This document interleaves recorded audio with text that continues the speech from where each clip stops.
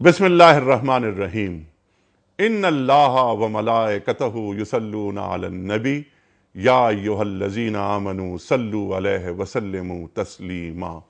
अल्लाहुम्मा सल्लि अला मोहम्मद व अला आले मोहम्मद। मोहतरम ख़वातीन व हज़रात, क़याम सुबह में एक बार फिर खुश आमदेद। मैं हूँ आपका मेज़बान अनीक अहमद। आप और हम जानते हैं कि हम सूरह बकरा के जो मुख्तलिफ़ मौज़ूआत हैं जय के बाद दीगरे उन पर बात कर रहे हैं, उन्हें समझने की कोशिश कर रहे हैं। अलिफ लाम मीम ज़ालिकल किताबु ला रैब फ़ीह हुदल लिल मुत्तक़ीन अल्लज़ीना युमिनून बिल गैब, यहाँ तक बात हुई। उसके बाद हमने जुमे के दिन जो गुफ्तगू जहाँ ख़त्म की थी, व युक़ीमूनस्सलात व मिम्मा रज़क़नाहुम युनफ़िक़ून, गुफ्तगू जारी थी मुफ्ती नज़ीर साहब से कि प्रोग्राम का वक्त ख़त्म हुआ। जहाँ बात रुकी थी वहीं से बात हम शुरू करेंगे। ख़वातीन हज़रात, ये क्यों है प्रोग्राम इस अंदाज से, बार बार मैं एक बात अर्ज़ करता हूँ, और वो ये कि कुरान करीम के माना और मफ़ाहीम हम तक नहीं पहुँच पाते। उसकी वजह यह कि अरबी ज़बान से हम में से अक्सर नावाकिफ़ हैं। हम जय्यद उलमा को यहाँ ज़हमत देते हैं, वो तशरीफ़ लाते हैं, हमारे लिए सआदत की बात होती है कि हम उनसे सीखते हैं। कुरान करीम की तिलावत तो होती है, हर घर में होती है, हर नमाज में होती है, लेकिन अल्लाह ताला हमसे मुखातबत क्या फरमा रहा है, अल्लाह ताला हमसे तलब क्या फरमाता है, वो हम जानते हैं। कुरान करीम की इन आयात को खोलते हैं हमारे जय्यद उलमा। ख़वातीन व हज़रात, युक़ीमूनस्सलात व मिम्मा रज़क़नाहुम युनफ़िक़ून, अक़ामत सलात, क्या सिर्फ नमाज पढ़ लेना और वज़ू कर लेना, या तयम्मुम, अगर पानी मयस्सर ना आए तो तयम्मुम कर लेना, और औक़ात जो मुक़र्रर हैं उन पर नमाज पढ़ लेना, क्या सिर्फ यही नमाज है?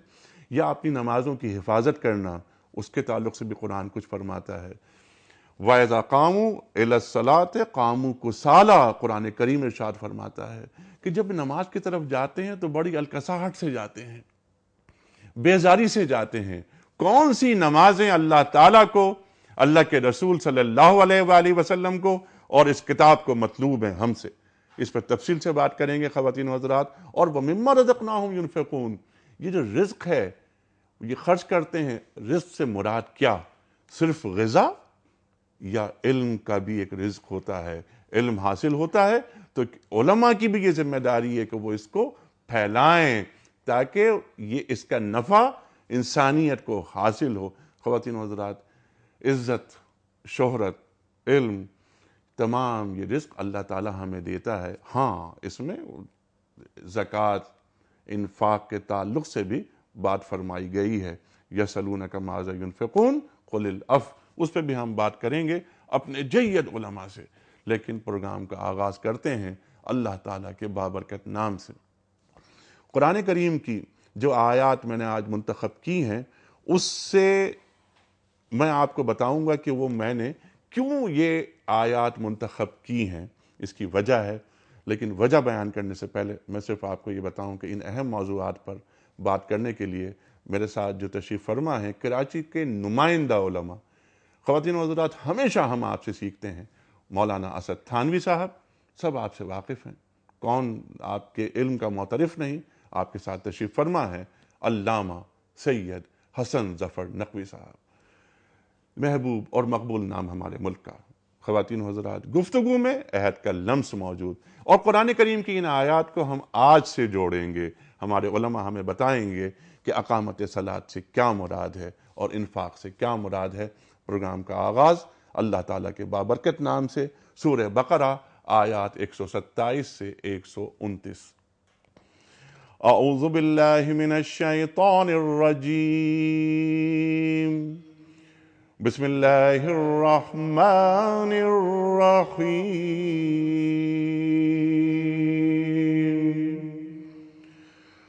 वइज़ यरफ़उ इब्राहीमुल क़वाइद मिनल बैति व इस्माईल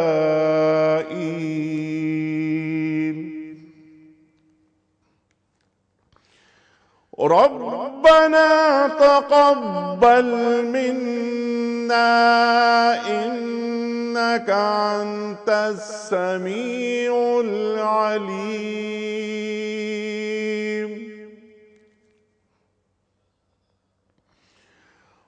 ربنا واجعلنا مسلمين لك ومن ذريتنا أمة مسلمة لك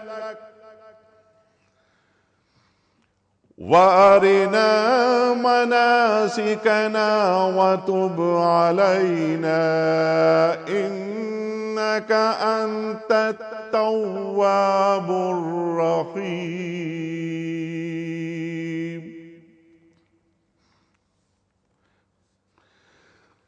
ربنا وابعث فيهم رسولا منهم يتلو عليهم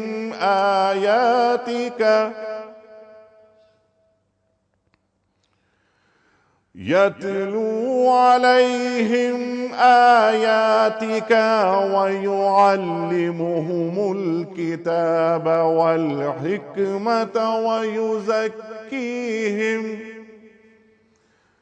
إنك أنت العزيز الحكيم صدق اللہ العظیم۔ خواتین و حضرات، یہ سورہ بقرہ آیات 127 سے 129، اللہ تعالیٰ ارشاد فرما رہا ہے کہ اور یاد کرو ابراہیم اور اسماعیل جب اس گھر کی دیواریں اٹھا رہے تھے تو دعا کرتے جاتے تھے، اے ہمارے رب ہم سے یہ خدمت قبول فرما لے، تو سب کی سننے اور سب کچھ جاننے والا ہے۔ اے ہمارے رب ہم دونوں کو اپنا مسلم یعنی مطیع اور فرما بردار بنا، ہماری نسل سے ایک ایسی قوم اٹھا جو تیری مطیع اور فرما بردار ہو، ہمیں اپنی عبادت کے طریقے بتا اور ہماری کوتاہیوں سے درگزر فرما، تو بڑا معاف کرنے والا اور رحم فرمانے والا ہے۔ اے رب ان لوگوں میں خود انہی کی قوم سے ایک ایسا رسول اٹھا جو انہیں تیری آیات سنائے، ان کو کتاب و حکمت کی تعلیم دے اور ان کی زندگیاں سنوار دے۔ اے اللہ تو بڑا مقتدر اور حکیم ہے۔ اللہ اکبر۔ خواتین و حضرات، میں نے یہ آیات آغاز میں عرض کیا تھا کہ میں نے کیوں یہ آیات منتخب کی ہیں آج۔ آپ کو یاد ہے 2 روز قبل پروگرام کرتے ہوئے ہم نے کہا تھا شجاع الدین شیخ صاحب تشریف فرما تھے کہ وہ حج بیت اللہ کے لیے تشریف لے گئے ہیں۔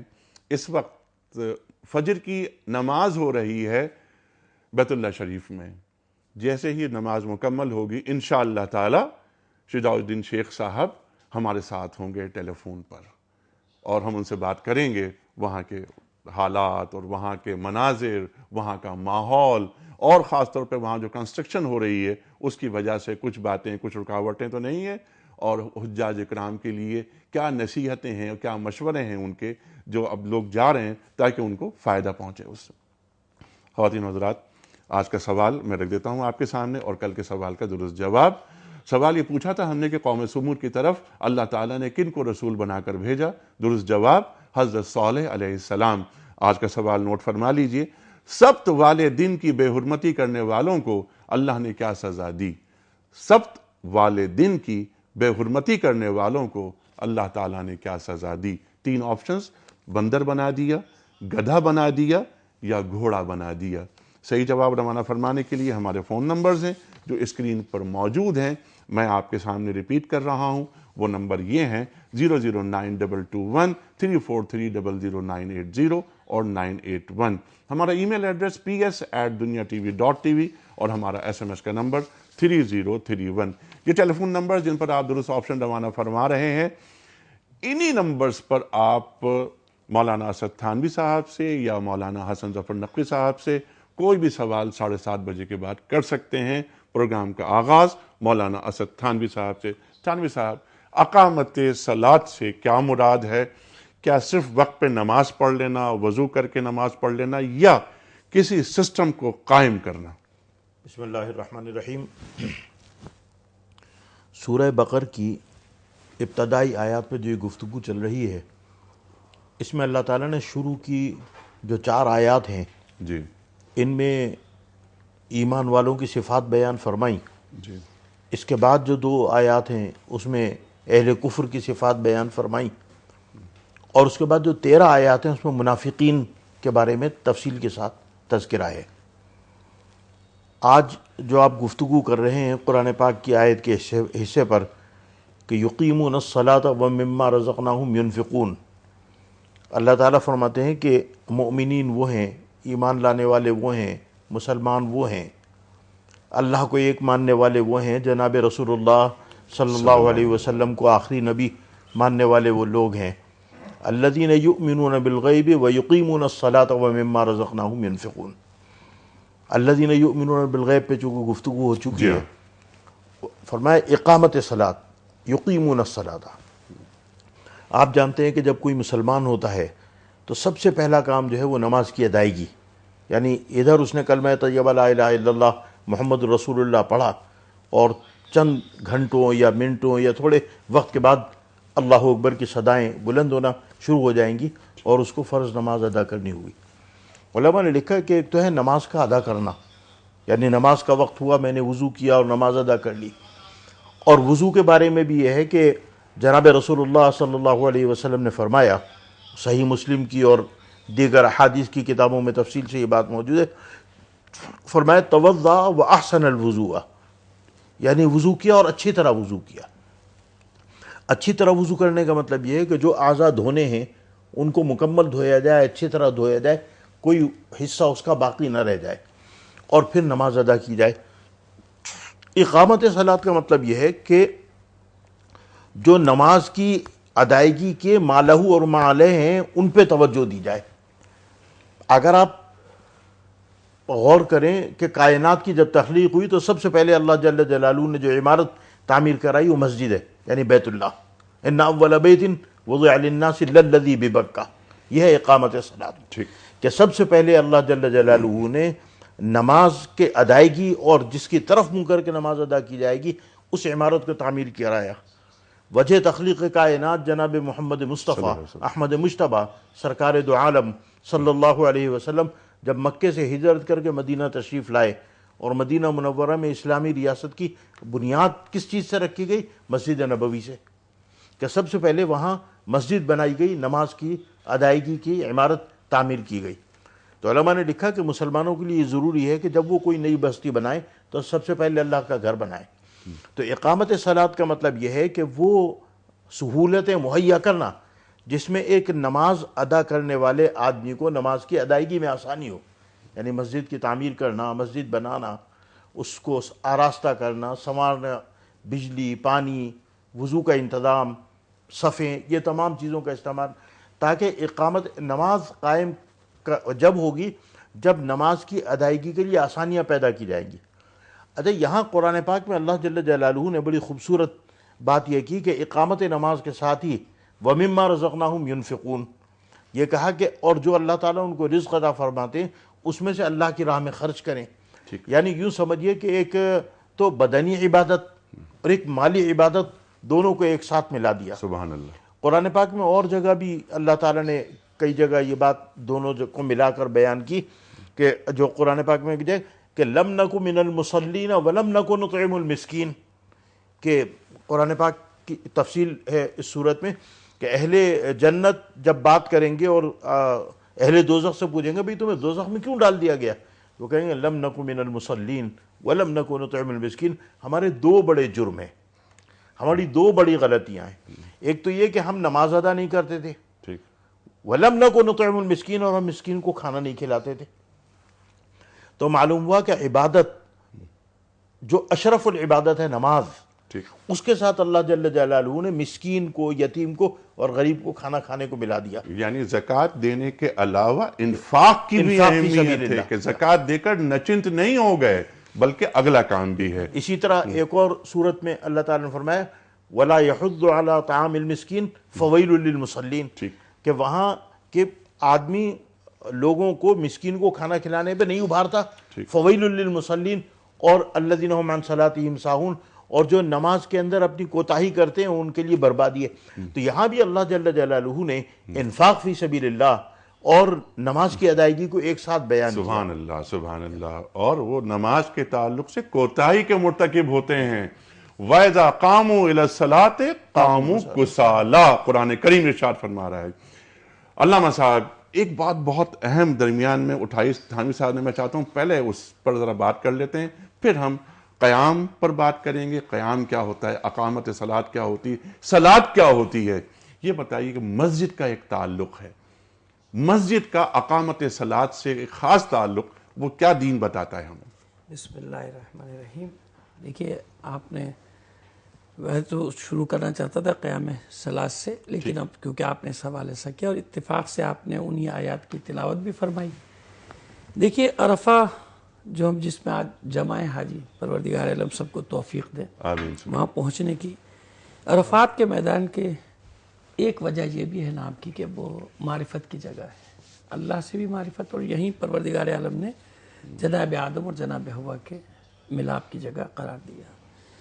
اس کے بعد سب سے پہلے جو حکم دیا، دیکھیے نماز جو ہے وہ اللہ اور بندے کے تعلق کا ایک سبب ہے، ٹھیک ہے۔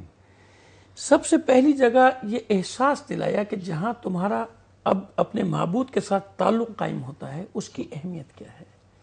پہلا گھر جو بنایا گیا جس طرف آپ نے اشارہ کیا، وہ یہ احساس دلانے کے لیے کہ اللہ کے سوا کوئی ایسی طاقت نہیں ہے جس کے سامنے تو سر جھکا سکے، اور سر جھکانے کے لیے گھر میں بھی اگر کوئی جگہ ہے تو یہ بھی مستحب ہے کہ گھر میں بھی ایک کوشہ، ایک کونا یا حجرہ ایسا قرار دو سبحان اللہ، جہاں جا کے تم عبادت کرو۔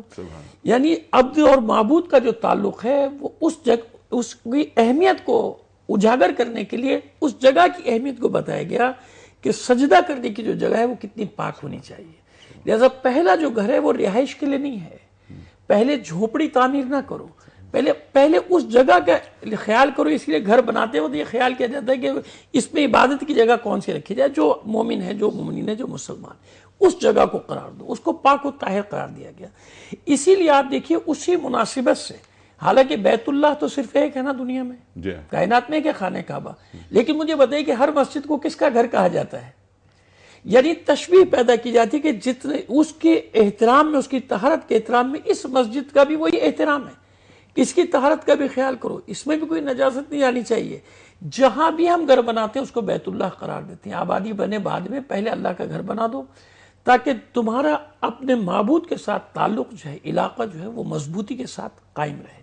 یہ مسجد کی اہمیت ہے قرآن مجید میں۔ اس لیے جو مسجد تعمیر کرتے ہیں ان کے فضائل وہ سب اپنی جگہ۔ ایک بات جو ہم بڑی اہم اس وقت کرنا چاہتے ہیں قیام نماز کے ساتھ، انفاق پہ بعد میں نہ بتائیں گے، ہم چاہتے ہیں تسلی سے بات کریں، چاہے تھوڑی سی بات ہو لیکن تسلی سے ہو۔ دیکھیے قیام صلاۃ کا مفہوم کیا ہے؟ جو قرآن مجید میں 300 سے زیادہ آیات ہیں نماز کے سلسلے میں، کیا اس کا مفہوم ہے؟ نماز کے لیے کہا جاتا ہے کہ صرف ہم یہ سمجھتے ہیں کہ ہمارا ذاتی فعل ہے، نہیں، ہمارا ذاتی فعل ایک حساب سے ظاہر ہے، پھر باطن در باطن ہے نا آیات کا، آپ جانتے ہیں، اسی لیے آج تک تفسیریں لکھی جا رہی ہیں۔ یا ایھا الذین آمنوا استعینوا بالصبر والصلاۃ، جب مصیبت تم پر پڑے تو مدد طلب کرو، کس چیز کے ذریعے سے؟ نماز اور صبر کے ذریعے سے۔ بس معلوم ہوا کہ مصیبت انفرادی ہو یا اجتماعی، یہ عبد اور معبود کا جو رشتہ ہے یہ اس کو حوصلہ دیتا ہے۔ ہم کل میں مسلمان ہوتے ہیں، پہلے انکار کر کے تمام خداؤں کا لا الہ الا اللہ، مسلمان ہو گئے۔ نماز میں داخل ہوتے ہیں تکبیرۃ الاحرام کے ساتھ اللہ اکبر، یہ وہ قیام ہے جس کو میں وہ عہد حاضر سے ملانا چاہتا ہوں، یہ وہ قیام ہے سبحان اللہ سبحان اللہ، اللہ اکبر، اللہ سب سے بڑا ہے۔ بس جب تم نے اللہ اکبر کہا تو اب کسی طاقت کے سامنے تمہیں جھکنا نہیں ہے، اللہ کے سوا کسی کے سامنے۔ یہ وہ قیام ہے کہ نماز قائم کرو، نماز پڑھنا اور ہے، نماز قائم کرنا اور ہے۔ اب آئیے میں دوسری آیت کی طرف آپ کو لے کے جاتا ہوں۔ ان الصلاۃ تنہی عن الفحشاء والمنکر، اجتماعی بات ہے، بس مؤثر اور مؤثر کی بات ہے۔ جو نماز تمہیں فحش اور منکرات سے نہیں بچا رہی وہ نماز قائم نہیں ہوئی، تم نے پڑھی ہے۔ نماز کا قیام وہی جو قرآن بتا رہا ہے، ان الصلاۃ تنہی عن الفحشاء والمنکر، نماز وہی ہے جو تمہیں فحش اور منکرات سے روکتی، باقی تم نے پڑھی ہے، قائم نہیں کی ہے۔ نماز کا قیام کیا ہے؟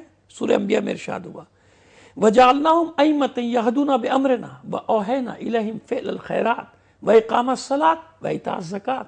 جنہیں ہم نے لوگوں کا پیشوا قرار دیا ہے، جنہیں ہم نے امام قرار دیا، تمام انبیاء کا پہلے ذکر ہوا، تمام انبیاء کی بات ہو رہی ہے یہاں. سبحان اللہ. یہ لوگوں کی ہدایت کرتے ہیں، ہماری طرف، اپنی طرف نہیں بلاتے، ہماری طرف بلاتے ہیں، اللہ کی طرف بلاتے ہیں. وَأَوْحَيْنَا إِلَيْهِمْ فِعْلَ الْخَيْرَاتِ، اور پھر اس کے بعد وَإِقَامَ الصَّلَاةِ، نماز قائم کرتے ہیں. ان کا نماز کا قیام کیا ہے؟ جہاں ذاتی عبادت آپ کر رہے ہو کوئی آپ سے نہیں جھگڑے گا، نہ ہندو لڑے گا، نہ یہودی لڑے گا، نہ نصرانی لڑے گا، نہ ملحد لڑے گا، کوئی نہیں لڑے گا. جہاں آپ عبادت کرتے رہیے، سب جگہ عبادت خانے.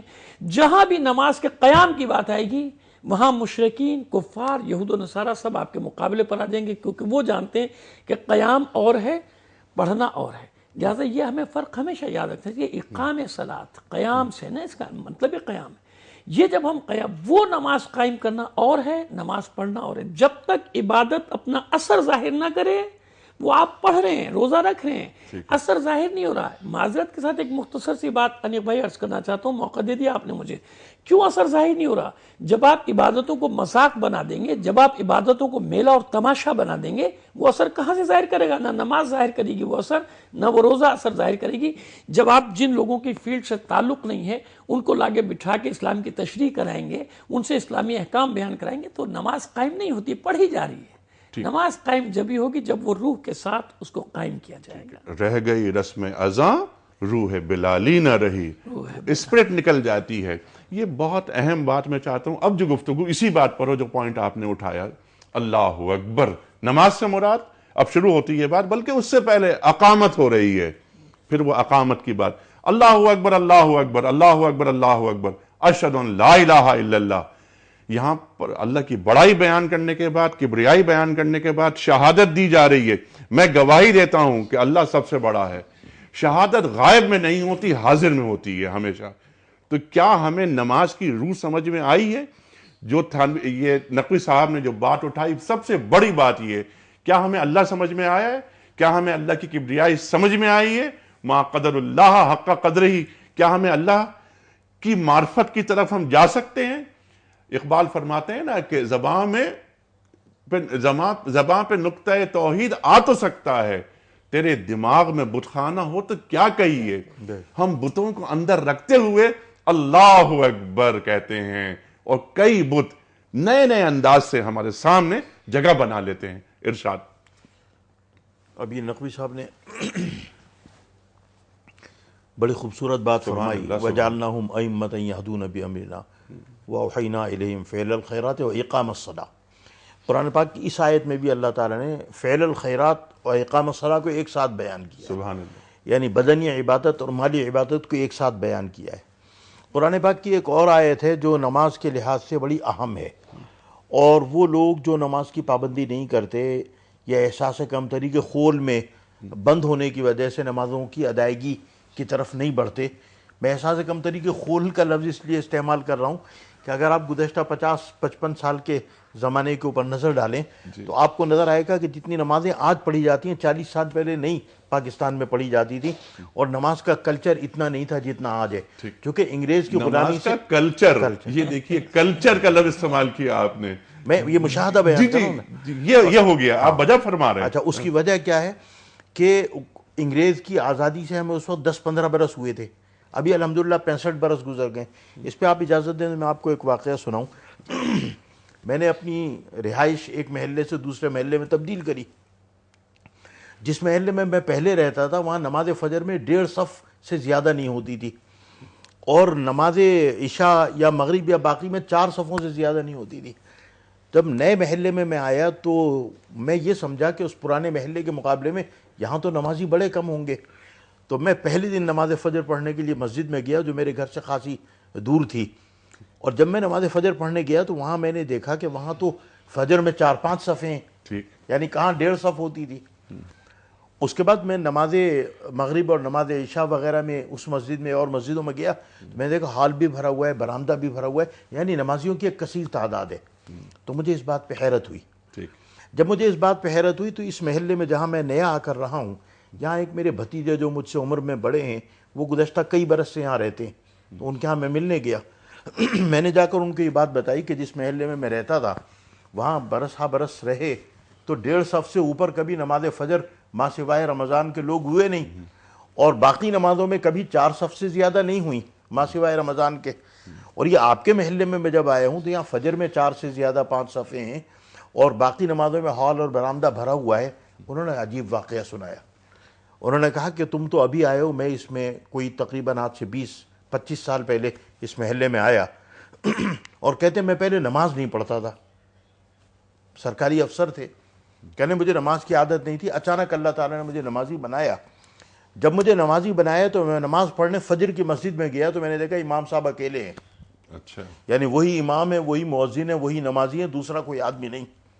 کہنے میں جا کر کھڑا ہو گیا, میں نے ان کے پیچھے نماز فجر پڑھی اور نماز فجر پڑھ کے میں سوچنے لگا کہ یا اللہ میں تو آج نمازی بنا ہوں, کل تک تو میں نمازی نہیں تھا.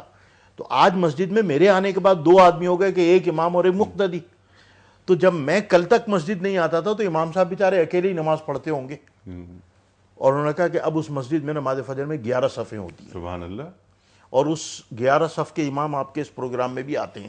ٹھیک. تو میں نے یہ بات عرض آپ کی خدمت میں اس لیے کی کہ کہاں فجر میں ایک نمازی, ٹھیک, کہاں فجر میں 11 صفیں. ٹھیک. یہ میں نے کلچر کی بات. ٹھیک. تو یہ کلچر نماز کا الحمدللہ پیدا ہوا ہے احساس کمتری کے خول سے باہر نکلنے کی وجہ سے.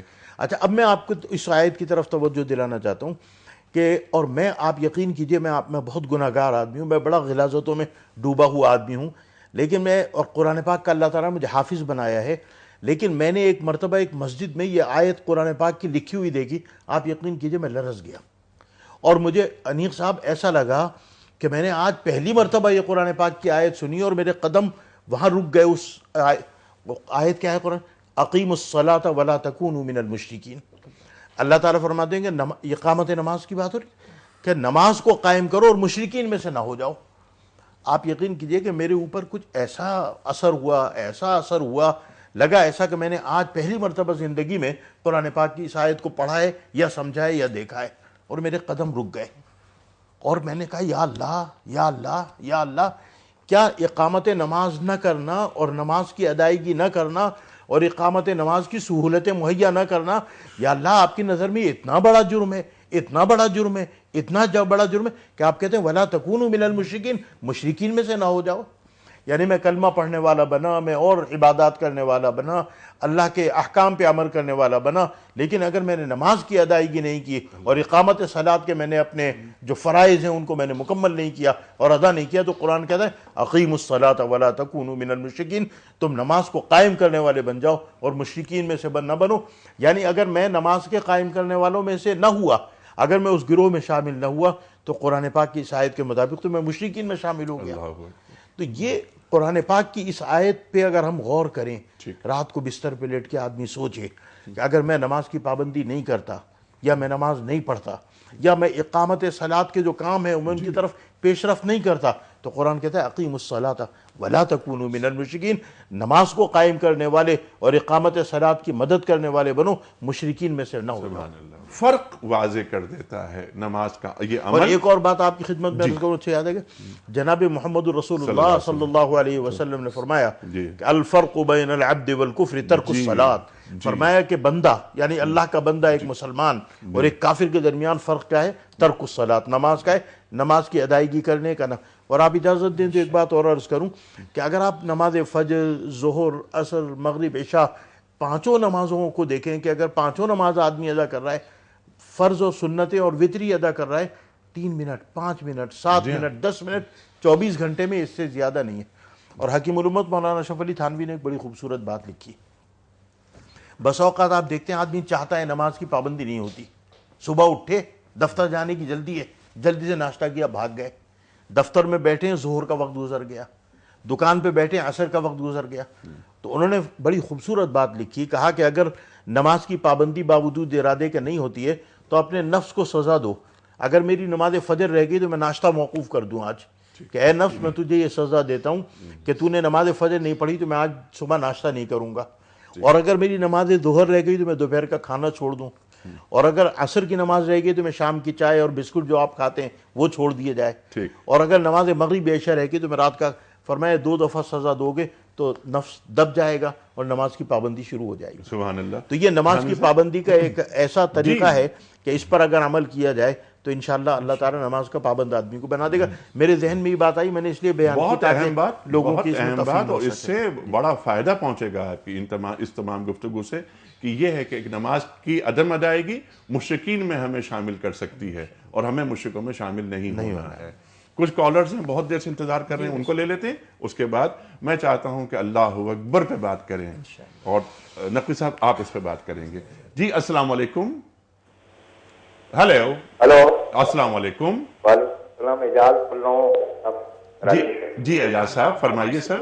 میرا چھوٹا سا سوال ہے اقامت الصلاح کے بارے میں. فرمائیے. کہ یہ علماء کرام جو بیٹھے ہوئے ہیں ان سے میرا سوال ہے کہ نماز میں یکسوئی کا حصول کیسے ممکن ہے؟ نماز میں یکسوئی کا حصول جی بالکل کیسے ممکن ہے, بہت اچھا سوال ہے. اور اب جی ساتھ جب یکسوئی حاصل ہو جائے تو ایک لرزہ بھی طاری ہو جاتا ہے, جی مطلب خشیت. جی ہیں آپ. قد افلح المؤمنون الذین هم فی صلاتهم خاشعون. الذین هم فی صلاتهم خاشعون. جی اس پر بھی ہم بات کریں گے. اگلی کال لے لیتے ہیں. السلام علیکم. وعلیکم السلام. جناب بات کر رہا ہوں گائیڈ سے. جناب فرمائیے سر.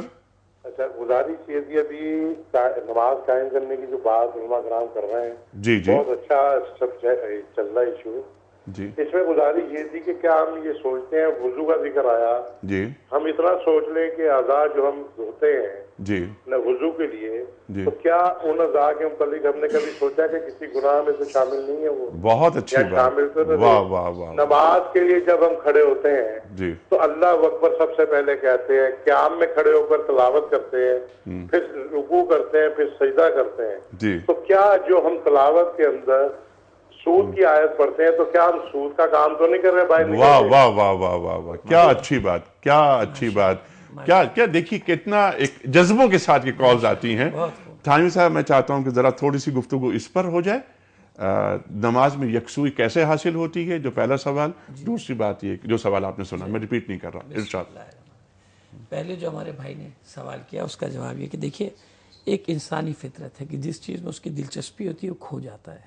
ٹھیک. مثلا جو کتاب مجھے پسند ہے, اب وہ کتاب میں پڑھ رہا ہوں, میرا ذہن ہر طرف سے اس طرف آ گیا ہے نا. اگر میرے مطلب کی نہیں ہے تو طرح خیال ہے میں بند کر کے رکھ دوں گا کتاب کو. اسی طرح مثلا بچے اگر کوئی پروگرام دیکھ رہے ہیں ٹی وی پہ, کوئی ڈرامہ دیکھ رہے ہیں, کوئی فیملی پروگرام, وہ اس میں کھو جاتے ہیں. ٹھیک ہے. یکسوئی حاصل کرنے کا آسان ترین نسخہ یہ ہے کہ میں جو پڑھ رہا ہوں, جو نماز شروع کر رہا ہوں, ایک تو اس کا مجھے مفہوم اپنی زبان میں خود میرے ذہن میں ہو, اور یہ مشق سے جتنا میں نماز کی پابندی کرتا چلا جاؤں گا اس میں کھوتا چلا جاؤں گا. ٹھیک ہے. نقوی صاحب, تھانوی صاحب کا نام بار بار میری زبان پہ آ رہا ہے. میرا خیال ہے کہ تھانوی صاحب سے میری محبت بڑھتی جا رہی ہے. میں آپ سے تھوڑی سی اجازت یہ چاہوں گا کہ مولانا شجاع الدین شیخ صاحب اس وقت بیت اللہ شریف سے خواتین و حضرات براہ راست ہمارے ساتھ ہیں. اللہ اکبر, اللہ اکبر. شیخ صاحب السلام علیکم. ہیلو شیخ صاحب السلام علیکم. ہیلو. السلام علیکم ورحمۃ اللہ. وعلیکم السلام ورحمۃ اللہ. شیخ صاحب آپ کو بہت بہت مبارک. مبارک عمرہ آپ نے ادا یقیناً کر لیا ہوگا. مولانا اسد تھانوی صاحب تشریف فرما ہے اور مولانا حسن ظفر نقوی صاحب تشریف فرما ہے. یہ بتائیے کہ کیسے, آپ اپنے بارے میں بتائیے, کیسے ہیں, اس وقت کہاں ہیں؟ جی اللہ رب العالمین فضل و کرم ہے. نماز فجر بھی ہم نے ادا کی ہے الحمدللہ, اور اس وقت حرم میں ہی موجود ہیں اللہ رب العالمین کے فضل و کرم سے. اور میں دعا کرتا ہوں کہ اللہ تمام حجاج کی محنتیں قبول فرمائے اور ہم سب کو ان کی دعاؤں میں اللہ تعالیٰ شامل فرما دے. اور دوسری بات رفیق صاحب میں یہ ذکر کروں گا کہ محض اللہ کا فضل و کرم ہے کہ ہمارے اس پروگرام سے جس سطح پر لوگوں کو استفادے کا موقع مل رہا ہے, یقیناً یہاں پہنچ کر اس میں مزید اطمینان کا اضافہ ہوا. اور جتنا لوگ دعا کر رہے ہیں اللہ تعالیٰ آپ کے حق میں اور ہمارے اس پروگرام کے حق میں, ہماری پوری ٹیم کے حق میں ان ساری دعاؤں کو قبول فرمائے. بڑے رفقت آمیز مناظر ہم نے دیکھے ہیں, جس طرح پاکستان سے, ہندوستان سے, بنگلہ دیش سے, مڈ ایسٹ سے جس طرح لوگ ماشاءاللہ پہچانتے ہیں اور پھر دعا دیتے ہیں ہمارے اس پروگرام کے حوالے سے ہماری ٹیم کو. اللہ تعالیٰ اپنی بارگاہ میں ساری محنت قبول فرمائے. قبول فرمائے. اچھا شیخ صاحب یہ فرمائیے آپ کہ میں چاہتا ہوں کہ آپ کے وہاں موجودگی سے ایک فائدہ ہمارے ان حجاج کرام کو بھی ہو جو اب جانے والے ہیں, کیونکہ حج میں تو تقریباً 1 مہینہ باقی ہے، وہاں جو تعمیری کام چل رہا ہے، جاری ہے ایک عرصے سے، اس کے تعلق سے کچھ مشورے آپ کیا دیں گے ہمارے حجاج کو؟ دیکھیے اللہ کا احسان ہے، ہو سکتا ہے آپ کو بیک گراؤنڈ میں کچھ آوازیں بھی محسوس ہوں گی، تعمیری کام اپنی جگہ جاری ہے بڑے زور و شور کے ساتھ، اور حجاج کی آمد بھی جاری ہے، روزانہ قافلے کے قافلے آ رہے ہیں، لیکن محض اللہ کا فضل و کرم ہے کہ یہ سارے کام ایک ساتھ چل رہے ہیں۔ جہاں تک مشورے کی بات ہے، ہم مشورہ یہ دیتے ہیں کہ روٹین سے ہٹ کر جو اعمال ہیں، ایک تو مراد ہے کہ نمازیں جو فرض وہ تو ادا کرنی ہیں، لیکن جو طواف کے لیے، سعی کے لیے حضرات اور خواتین آئیں گے انشاءاللہ تعالی، اگر وہ نمازوں کے اوقات کے علاوہ، مثال کے طور پر صبح میں نماز فجر کے 2 گھنٹے بعد، رات میں عشاء کی نماز کے 2 گھنٹے کے بعد اگر وہ حرم میں آئیں تو انشاءاللہ تعالی بڑی سہولت کے ساتھ معاملہ ہوگا، اور دوسروں کو بھی ہماری ذات سے ہم یہ کہیں گے کہ ایک ایثار کی وجہ سے دوسروں کو بھی موقع میسر آ سکے گا ان کے اوقات انشاءاللہ۔ سبحان اللہ، سبحان اللہ۔ عمرہ آپ نے یقیناً ادا کر لیا؟ جی الحمدللہ، پہلے دن 11 تاریخ کو تشریف آئے تھے ہم یہاں پر، اللہ کے فضل و کرم سے تشریف میں نے اس لیے کہا کہ اللہ نے اپنا مہمان بنا کر بلایا، ورنہ ہم تو کہیں گے حاضر ہوئے تھے، اللہ تعالیٰ نے توفیق عطا فرما دی، اور الحمدللہ جتنے ہمارے ساتھی ملتے ہیں، بخدا میں یہ کہہ رہا ہوں کہ بڑی فکر مندی ہے پاکستان کے حوالے سے۔ میں اگلا سوال میں یہی آپ سے جاننا چاہ رہا تھا، بس صرف جاننا کیا چاہ رہا تھا، درخواست بھی کیا وہ آپ جانتے ہی ہیں، اور آپ نے جو بات فرمائی کہ جتنے مسلمانان عالم ہیں وہ پاکستان کی طرف ایک امید بھری نگاہ ڈالتے ہیں، بالکل دعاؤں میں پاکستان کو، بالکل حرم کی جی ارشاد۔ حرم میں کر رہا تھا، حرم کی توسیع کا کام ہو تو یہاں ہمیں پاکستانی دکھائی دیتے ہیں، اور معاملات میں پاکستانی دکھائی دیتے ہیں، عسکری حوالے سے، دیگر حوالوں سے بھی ہم باتوں سے واقف ہیں، تو بہرحال اللہ سے دعا ہے کہ ایک یہ حرم ہے جو اللہ کا گھر ہے، اور ایک پاکستان ہے جو اللہ کے نام پر ہمیں اللہ نے عطا فرمایا تھا، اللہ تعالیٰ اس کو بھی امت کے لیے مرکز بنا دے جیسا کہ امت اس سے توقع کرتی ہے۔ تو بخدا لوگوں نے بڑے درد سے بار بار ذکر کیا اور بار بار دعاؤں کے لیے کہا ہے، اللہ تعالیٰ اپنے فضل و کرم سے ہمارے حال پر رحم فرمائے، عافیت عطا فرمائے، اور ہمارے ملک خدا داد کو اللہ تعالیٰ اسلام کا مضبوط قلعہ بنائے، اور امت جو نگاہ رکھتی ہے اس ملک پر اسلام کے حوالے سے اور اسلام کے قلعے کے حوالے سے، اللہ تعالیٰ ہمیں اس کا مصداق بننے کی توفیق عطا فرمائے۔ آمین ثم آمین۔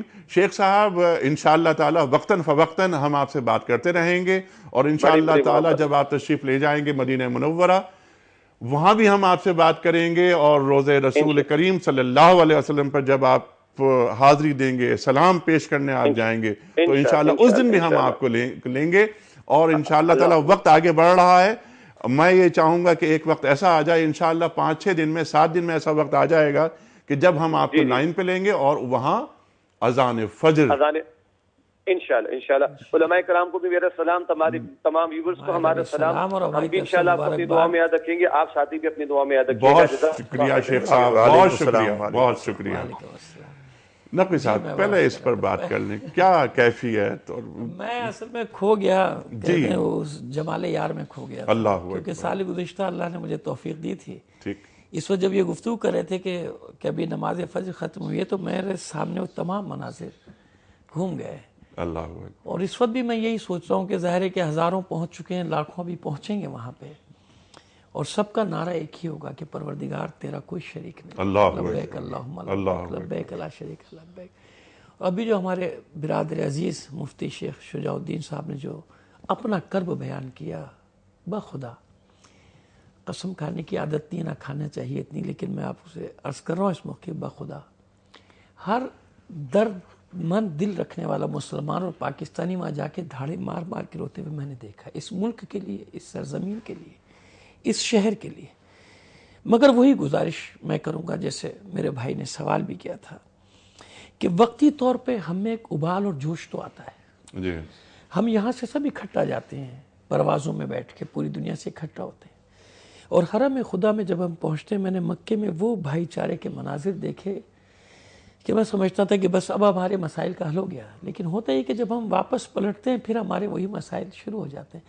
اللہ اکبر کی جو وہاں صدائیں بلند ہو رہی ہوتی ہیں، عرفات میں، منی میں، حرم میں، مدینے میں، مکے میں، ہم اس روح کو نہیں معلوم کیا ہوتا ہے ہمارے ساتھ کہ ہم وہاں سب اکٹھا ایک صف میں کھڑے ہوتے ہیں۔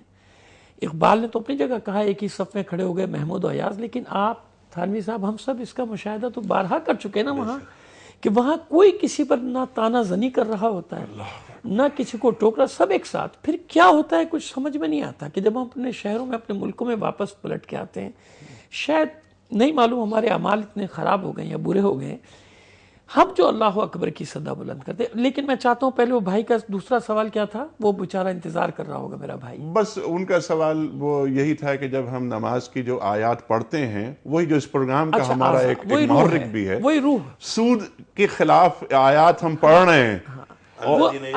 دیکھیے وہ میں نے پہلے عرض کیا کہ ان الصلاۃ تنہی عن الفحشاء والمنکر، کیوں نہیں اثر ظاہر ہو رہا؟ کیونکہ اس کو روح کے ساتھ ادا نہیں کر رہے نماز کو.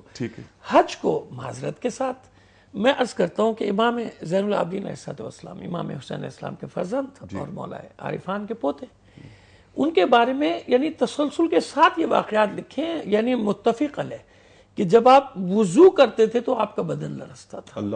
یعنی وہیں سے آپ کا وہ خضوع خشوع کے، اب جب پوچھتے تھے لوگ کہ آپ فرزند رسول ہیں، آپ امام ہیں، کہا کہ تمہیں نہیں معلوم کہ میں کس کی بارگاہ میں جا رہا ہوں.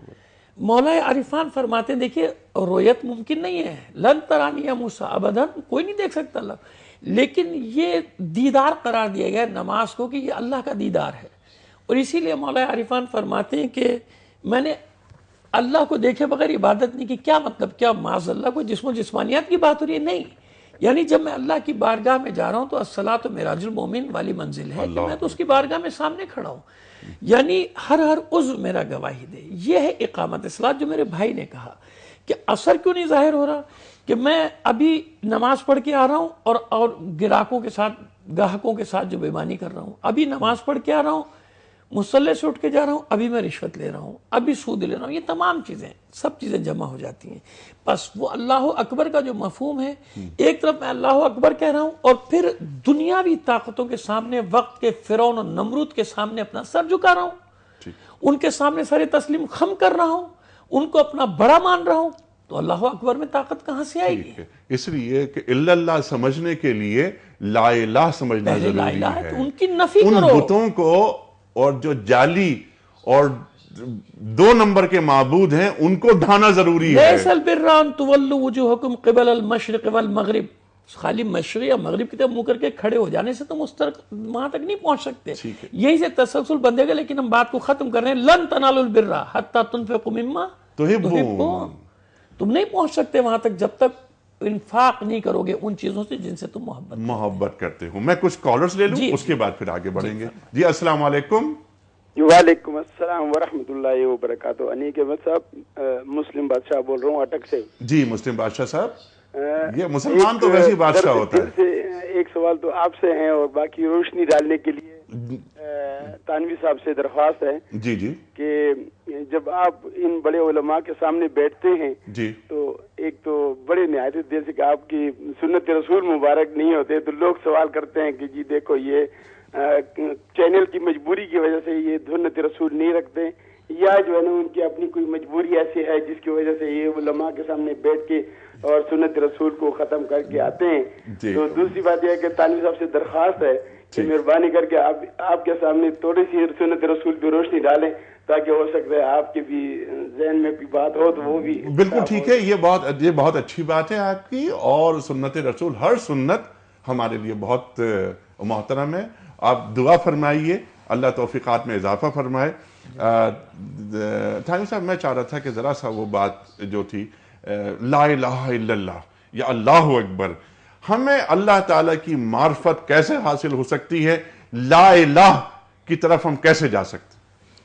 آپ نے بڑی خوبصورت بات اٹھائی. اصل میں جو معبودان باطلہ ہیں ان کی جب تک ہم نفی نہیں کریں گے، یعنی دوسرے الفاظ میں یہ کہیے کہ اللہ جل جلالہ کی ذات اور اللہ جل جلالہ کی صفات میں شرک نہ کرنے والے بنے، کسی کو شریک نہ کرنے والے بنے، یعنی میرے اور آپ کے دل کی گہرائی میں اور روح کی پہنائی میں یہ بات بیٹھ جائے کہ مجھے رزق دینے والا، صحت دینے والا، عمر دینے والا، اولاد دینے والا، نوکری دینے والا، نہ دینے والا، یہ صرف اور صرف اللہ جل جلالہ ہے.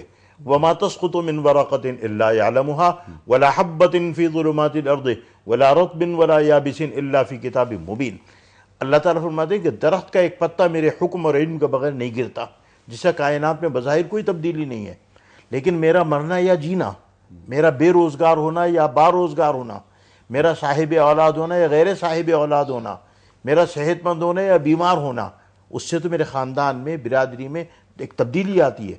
تو وہ اللہ کی مرضی اور اللہ کے حکم کے بغیر کیسے ہو سکتا ہے؟ تو اصل بات یہ ہے کہ انسان توحید کو اپنائے، کہ اس کو یہ پتا ہو کہ میری زندگی کے ہر مرحلے میں کوئی بھی اچھائی، کوئی بھی برائی، میری کوئی بھی صحت، کوئی بھی بیماری، رزق میں اضافہ، کمی، اللہ جل جلالہ کی منشا اور اس کے حکم کے تابع ہے، اس کے بغیر نہیں ہو سکتی. یہ کرکس ہے دین کا. اب میں آپ کی خدمت میں عرض کروں، جو کالر تھے پہلے انہوں نے تو یکسوئی کی بات کی، لیکن جو دوسرے کالر تھے انہوں نے ایک بڑی خوبصورت بات کی کہ اس پہ تھوڑی سی بات ہو کہ انہوں نے دو باتیں کی. ایک تو یہ کہ جو آیات قرآن پاک کی ہم نماز میں تلاوت کرتے ہیں، مثلا سود کی آیات کہ الذین یأکلون الربا لا یقومون الا کما یقوم الذی یتخبطہ الشیطان من المس ذلک بانہم قالوا انما البیع مثل الربا، لمبی آیت ہے کہ قرآن پاک میں اللہ تعالیٰ کہتا ہے کہ جو لوگ سود کھاتے ہیں، سود شکم مادر میں لے جاتے ہیں، جب وہ قیامت کے دن میدان قبر سے اٹھیں گے تو لا یقومون الا کما یقوم الذی یتخبطہ الشیطان من المس، تو ایسے پاگل آدمی کی طرح اٹھیں گے جیسے پاگل آدمی اپنے بالوں کو نوچتا ہے اور اپنے جوتے سے اپنے پیر پہ مارتا ہے. ذالک بانہم قالوا انما البیع مثل الربا، اس کی وجہ یہ ہے کہ چونکہ وہ اپنی زندگی میں کہتے تھے کہ ارے جیسے تم کاروبار کر کے روپیہ کماتے ہو، ہم بھی تو سود اسی طرح کماتے ہیں. تو یہ انہوں نے بڑی خوبصورت بات کی کہ قرآن پاک کی جو آیات ہم نماز میں تلاوت کرتے ہیں، اگر ہم ان کے معانی اور مفاہیم کے اوپر توجہ دینے والے اور اس سے ہم یکسوئی حاصل کریں تو اللہ تعالیٰ ان سے ہمیں دور کر دے گا. دوسری بات انہوں نے بڑی خوبصورت کہی نماز کے وضو کے اعضاء کے دھونے کے بارے میں، کہ اللہ جل جلالہ نے وضو میں جو اعضاء دھونے کے لیے، تو یہ کوئی کم تر بات نہیں ہے. حدیث شریف میں آیا کہ جناب رسول اللہ صلی اللہ علیہ وسلم نے فرمایا کہ میں تمہیں وہاں اپنی نہر کے اوپر پانی پلاؤں گا، نہر کوثر کے اوپر. تو ایک صحابی نے سوال کیا کہ اے اللہ کے رسول، وہاں اربوں مخلوق ہوگی، ہم سے پہلے کی بھی ہمارے بعد کی بھی، آپ ہمیں کیسے پہچانیں گے؟ شکلیں ہماری ایک جیسی.